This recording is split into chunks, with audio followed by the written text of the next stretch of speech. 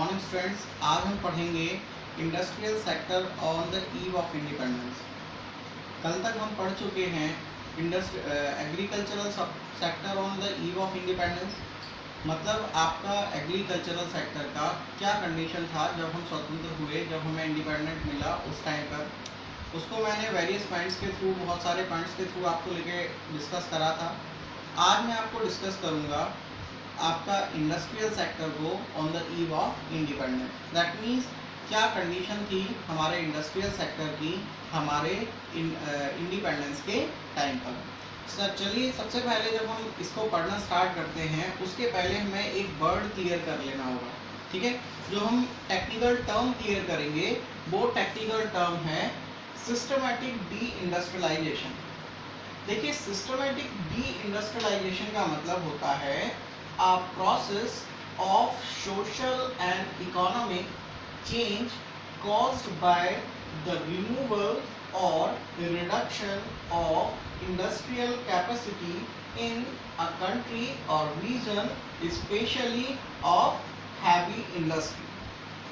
देखिए, systematic D industrialisation का मतलब है एक ऐसा प्रोसेस सोशल और इकोनॉमिक चेंजेस का जिससे कि क्या होता है, जिसमें कि या तो आप हैवी इंडस्ट्री को हटा देते हो या उसमें कुछ कमी कर देते हो पूरे कंट्री के अंदर या पर्टिकुलर किसी एक रीजन या एक क्षेत्र के अंदर। तो सबसे पहले हम ये क्लियर फिर से एक बार मैं आपको कर दूं, जब मैं बोलूं आपको सिस्टमैटिक डी इंडस्ट्रियलाइजेशन, तो सिस्टमैटिक डी इंडस्ट्रियलाइजेशन का मतलब है अ प्रोसेस ऑफ रिमूवल और रिडक्शन ऑफ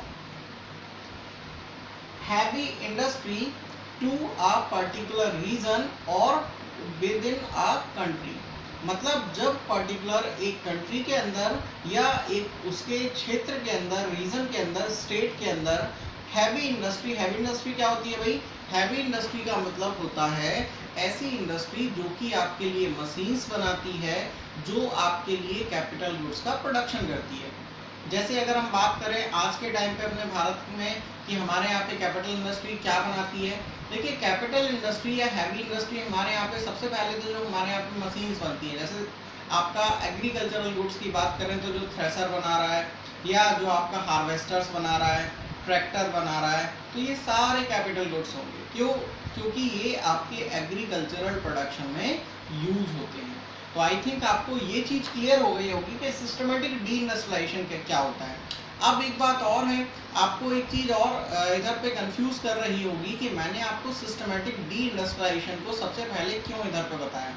देखिए, समझिएगा कि सिस्टमेटिक डी इंडस्ट्रियलाइजेशन मेरा बताने का पर्पज़ इधर ये था कि जब हमारा ब्रिटिश रूल से हम इंडिपेंडेंट हुए, हम स्वतंत्र हुए ब्रिटिश साम्राज्य से, तो फिर हमें क्या देखने को मिला, हमने उन कंडीशंस को पढ़ा जिसमें कि हमें पता चला कि आपके ब्रिटिशर्स के टाइम पे हमारे इंडस्ट्रीज की क्या कंडीशन थी।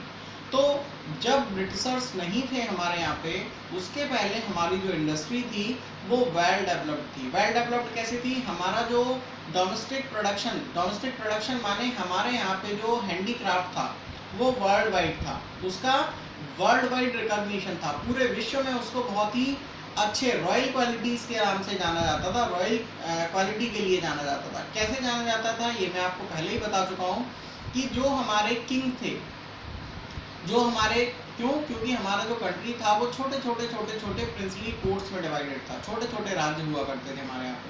फिर जब राज्य होंगे तो उधर राजा भी होंगे, तो वहाँ पे प्रिंसेस मतलब जो आपके किंग थे वो भी हुआ करते थे। जब वो लोग कहीं जाया करते थे तो वो अपने साथ उन हैंडीक्राफ्ट के गुड्स का यूज़ किया करते थे, अपने साथ उनको ले जाया करते थे, जिससे उनका डेमोन्स्ट्रेशन होता था। डेमोन्स्ट्रेशन माने लोग उनको देखते थे। अब जब कोई चीज़ राजा यूज़ करता है तो उसमें रॉयल्टी वाली फीलिंग आती है लोगों के अंदर उस पर्टिकुलर सामान को देखते हुए। तो इससे बेनिफिट क्या मिलता था? इससे बेनिफिट ये मिलता था कि जो लोग हैं वो उनको देखते हुए क्या होते थे, बहुत ज़्यादा एक कीन होते थे उस पर्टिकुलर चीज़ को यूज़ करने के लिए कि भाई ये किंग यूज़ करता है तो हम भी इसको यूज़ करेंगे, तो उससे हमारे यहाँ पे डिमांड आ जाया करती थी। बट इन्होंने यहाँ पे क्या करा, इन्होंने हमारे यहाँ पे सिस्टमेटिक डी इंडस्ट्रियलाइजेशन करके जो हैवी इंडस्ट्री थी उसको ही ख़त्म कर दिया जिसके वजह से हमारी जो इंडस्ट्रियल सेक्टर था वो धीरे धीरे र्यूंड अप होता चला गया। र्यूंड अप मतलब खराब होता चला गया। अब बात आती है कि भाई इधर पे सिस्टमेटिक डी इंडस्ट्रियलाइजेशन जो करा गया तो वो किन किन बेस पे करा गया। तो इसके 2 बेसिस हैं जिनको मैं अभी आपको इधर प्रेजेंटेशन के थ्रू बताऊंगा। चलिए तो हम डिस्कस कर रहे हैं आपका सिस्टमैटिक डी इंडस्ट्रियलाइजेशन जो हमारा करा था ब्रिटिशर्स ने, तो वो किन किन पर्टिकुलर रीजन से, मतलब उनका क्या क्या लेके इधर पे किन किन पॉइंट्स के अंदर हमें डिस्कस करना है। देखिए सबसे पहले जो इसके वजह से था वो क्या रीजन था, decay of world famous traditional handicraft industry. हमारी जो world famous traditional handicraft industry थी उसका क्या हो गया, वो हमारी र्यूंड अप हुई। र्यूंड अप माने वो हमारा लेके धीरे धीरे खत्म होने लगी।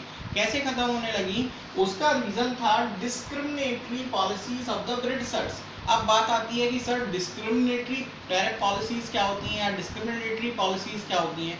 तो भाई डिस्क्रिमिनेटरी पॉलिसीज का मतलब होता है a kind of policy that is applied separately to the separate industry और द सेपरेट पीपल्स।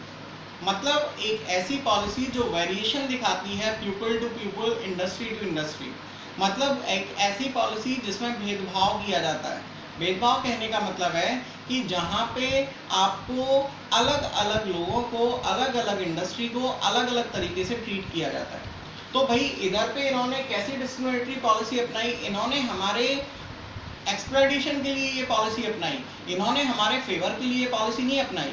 कैसे करा, इन्होंने हमारे यहाँ से जो एक्सपोर्ट होता था इनके यहाँ पे रॉ मटेरियल, उस पर इन्होंने टैक्सेस क्या कर दिए, बिल्कुल ही नील कर दिए। जैसे इनकी जो ब्रिटिशर्स की जो इंडस्ट्री थी उसको, इंग्लैंड की जो इंडस्ट्री थी, ब्रिटेन की जो इंडस्ट्री थी, वहाँ पे क्या हो गया, वहाँ पे उनको बहुत ही सस्ते में इनको इनपुट्स मिलने लगे। साथ ही साथ जो उधर से गुड्स आ रहे थे उन गुड्स को इन्होंने क्या कर दिया, उस पर लेके इंपोर्ट फ्री कर दिया, उस पर कोई टैक्स नहीं लेते थे, जिससे इंडियन मार्केट भी हमारा हैंडीक्राफ्ट का खत्म होने लगा। क्यों, क्योंकि जो ब्रिटिशर्स के जो मशीन मेड गुड्स थे वो सस्ते होने लगे टैक्स फ्री होने की वजह से। दूसरी चीज़, जो हम फॉरेन में अपने हैंडीक्राफ्ट को बेचा करते थे तो हमारे एक्सपोर्ट पे जो हमारा डोमेस्टिक हैंडीक्राफ्ट था उस ट्रेडिशनल हैंडीक्राफ्ट पे इन्होंने एक्सपोर्ट पे हैवी टैक्सेस इम्पोज कर दिए, जिससे वर्ल्ड मार्केट में हमारा गुड्स महंगा होने लगा और वहाँ से भी हमारा मार्केट इन्होंने ख़त्म कर दिया। तो ये पहला आपको पॉइंट आई थिंक समझ आ गया होगा, decay of world famous traditional handicraft industry. अब दूसरा जब हम बात करते हैं वो होता है big growth of modern industry. देखिए इवन ग्रोथ नहीं था हमारे मॉडर्न इंडस्ट्री का, ये मॉडर्न इंडस्ट्री का ग्रोथ जो है वो हाफ 19th के बाद हमें देखने को मिला है। और उसका रीज़न क्या था कि हमारे यहाँ पे लैक ऑफ इन्वेस्टमेंट था, हमारे यहाँ पे इन्वेस्टमेंट की कमी थी।